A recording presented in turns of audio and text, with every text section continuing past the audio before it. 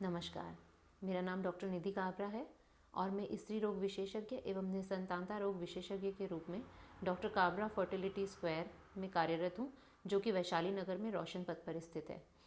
आज इस वीडियो के माध्यम से हम जिस विषय पर चर्चा करने जा रहे हैं वो है एज रिलेटेड इनफर्टिलिटी इश्यूज़, यानी कि बढ़ती हुई उम्र के साथ महिलाओं में बढ़ती हुई निसंतानता।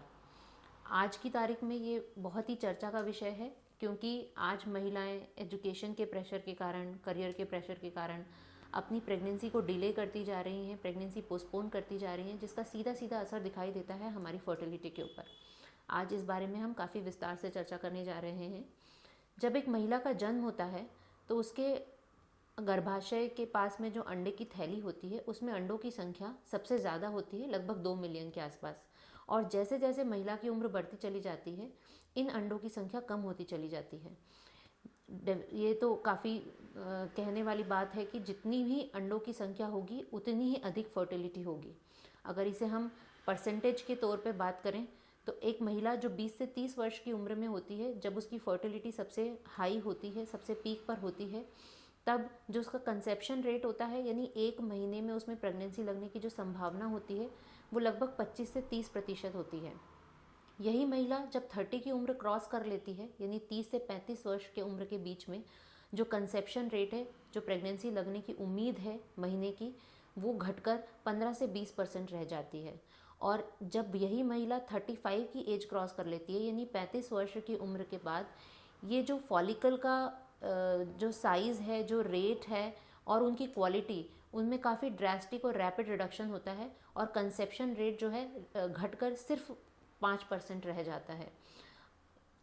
ये काफ़ी लोगों में एक गलत धारणा भी आ चुकी है कि एज बढ़ने के साथ आज के ज़माने में काफ़ी ज़्यादा एडवांस ट्रीटमेंट अवेलेबल हैं, जैसे IUI है, IVF है, उनके अपनाने से बच्चा प्राप्त किया जा सकता है। पर मैं आपको बता दूं कि IUI और IVF दोनों ही तकनीक में जो भ्रूण का निर्माण होता है वो महिलाओं के अंडों का इस्तेमाल करके ही किया जाता है।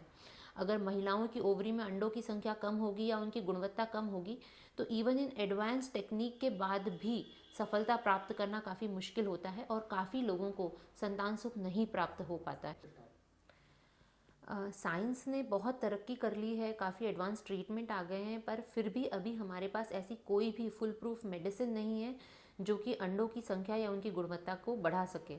अगर हम अबॉर्शन रेट की बात करें तो जो अबॉर्शन रेट, यानी कि बच्चा जो गिर जाने की संभावना होती है प्रेगनेंसी लगने के बाद, अगर यंग एज में 20 से 30 साल की उम्र के अंदर अगर देखें तो उसका प्रतिशत सिर्फ 5 to 10% होता है, और यही प्रतिशत 40 साल की उम्र तक आते आते लगभग 40% हो जाता है।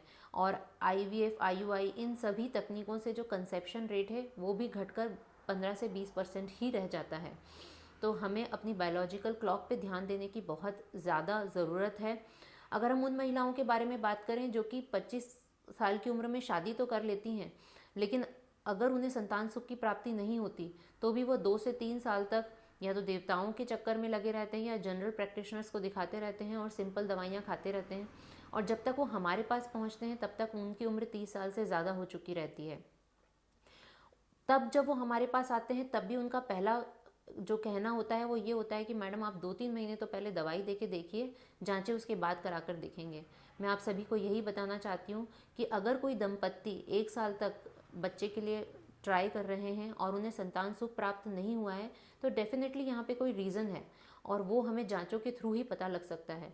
और जहाँ पे कमी है उस चीज़ को लेकर उसका इलाज किया जाए तो संतान सुख की प्राप्ति जल्दी होगी और एक सफल ट्रीटमेंट मिल पाएगा। तो मेरी आप सभी से यही सलाह है कि जो भी दंपत्ति 1 साल से बच्चे के लिए ट्राई कर रहे हैं और उन्हें संतान सुख की प्राप्ति नहीं हो पाई है तो अपना टाइम वेस्ट बिल्कुल भी मत करिए। आज ही जाके अपने फर्टिलिटी स्पेशलिस्ट को मिलिए, अपनी सभी तरह की जांचें करवाइए। अगर सही टाइम पर आप सही ट्रीटमेंट लेंगे तो डेफिनेटली संतान सुख की प्राप्ति। और अगर आप हमसे संपर्क करना चाहते हैं या किसी तरह के सवाल आपके मन में उठ रहे हैं इस चीज़ को लेकर, तो नीचे लिखे हुए नंबरों पर आप कॉल करके अपॉइंटमेंट ले सकते हैं। आप व्हाट्सएप के थ्रू भी हमें कांटेक्ट कर सकते हैं।